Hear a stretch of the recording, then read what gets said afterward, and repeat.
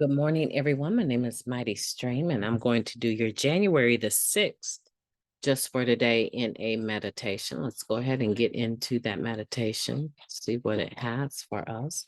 The title of the meditation is, How Does It Work? I used to think that I had all the answers, but today I'm glad that I don't. What are the two favorite words of most addicts?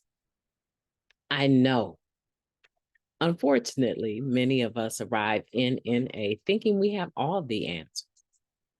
We have a lot of knowledge about what's wrong with us, but in and of itself, knowledge never helped us stay clean for any length of time.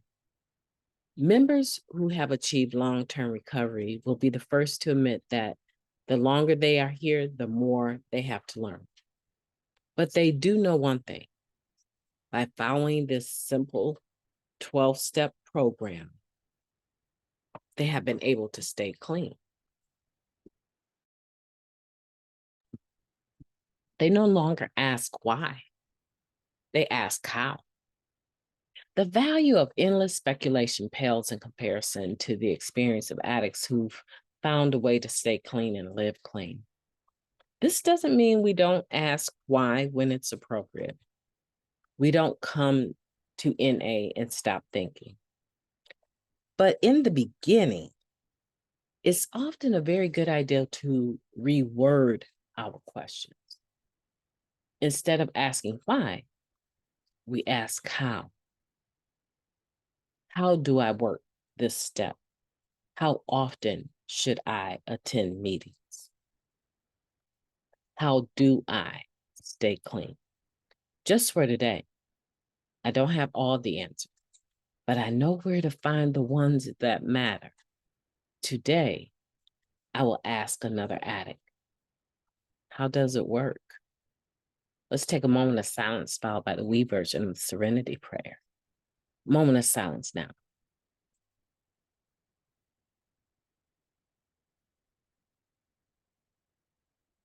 Thank you.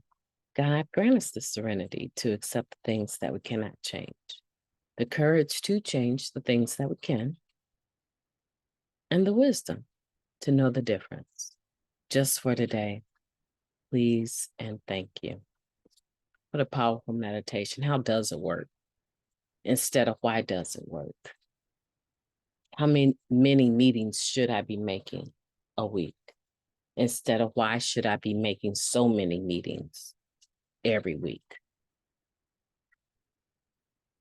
I love it. I love rewording the question. I love it today, and I loved it back then. How instead of why? And when we rephrase or reword the question into a how question, it opens the door to a conversation. It opens a door to dialogue, give and take. When another person hears you say how, to them, that is an invitation to share their experience, strength, and hope. Instead of when they hear you say why automatically comes across a bit defensive. It's almost as though saying it represents, when you say why, it causes there to be two opposing thoughts there. If you say, why do such and such, then that means that on the other side of the such and such, right, is the opposition to the such and such, right? And so I believe the word why causes a division immediately instead of the word how. Now, the word how, even when I say it, there's a lot more peace that comes inside of me when I say it. And there's a lot more peace, I believe, when I hear it. It's an invitation into someone's life of being able to present the answer without having to deal with the conflict within the answer. Okay, so if I give an answer, how did you do that?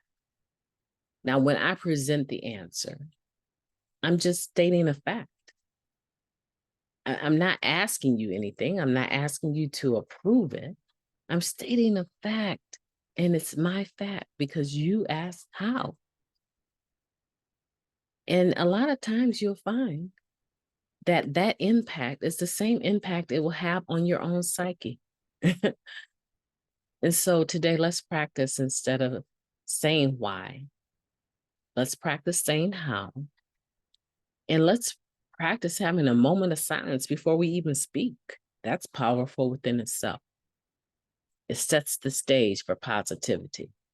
Today, I want for you to have a beautiful day. I know you're going to do it. You know why? Because you start your day out with a meditation, and that helps us to refocus. It helps us to focus, rather, and start our day in a certain direction, a certain trajectory, more positive. And so I believe that the day is going to continue to be positive for you.